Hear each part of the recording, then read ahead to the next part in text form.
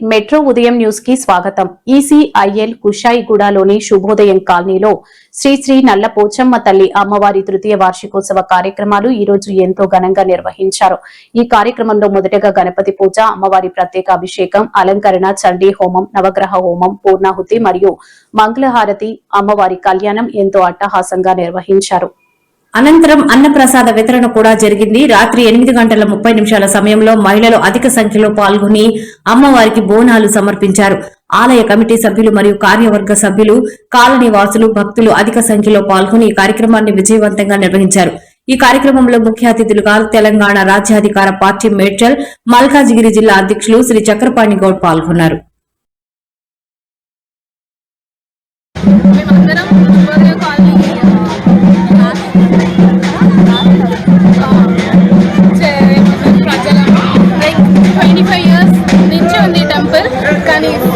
Back మా association మొత్తం కలిసి టెంపుల్ కట్టినారు. ఫస్ట్ ఇయర్ కూడా 5 days సెలబ్రేషన్స్ అయ్యాయి అండ్ సెకండ్ ఇయర్ కూడా ఎంజాయ్ చేశారు అండ్ ఇది థర్డ్ ఇయర్.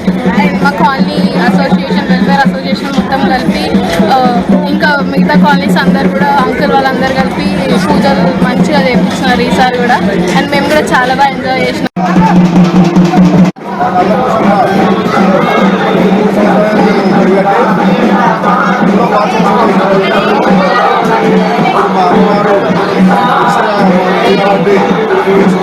వాసులందరూ కూడా చాలా సంతోషంగా పోరాటం చేస్తున్నారు.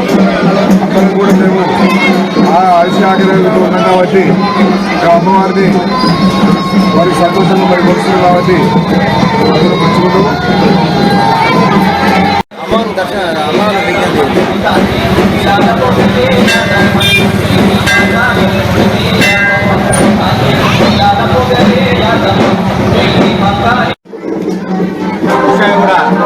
ఉదయకాలంలో ఉన్నటువంటి శ్రీ శ్రీ శ్రీ నల్లపోచమ్మ దేవాలయము. ఇది గుడి నిర్మాణం ఇది 3 సంవత్సరాలు అయితే 3వ వార్షికోత్సవం కాబట్టి ఇక్కడ నిన్న ప్రధాన కార్యక్రమాలు జరిగినాయి.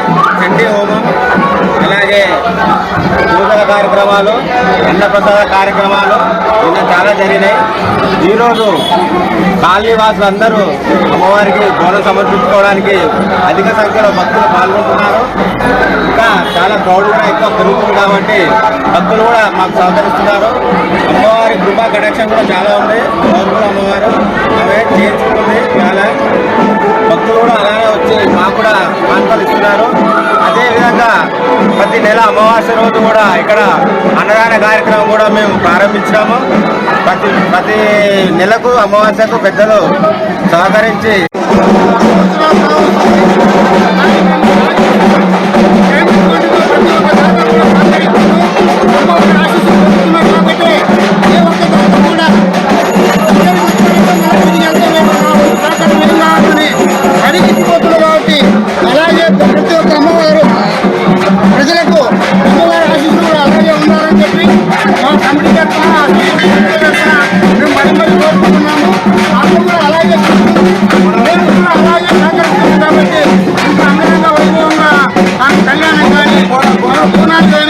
చాలా వైభవంగా జరుగుతున్నాయి. ఇలాగే జరుపుకుంటుంది. మాకు ఆశీస్సులు ఎలా ఉంటాయి అని చెప్పని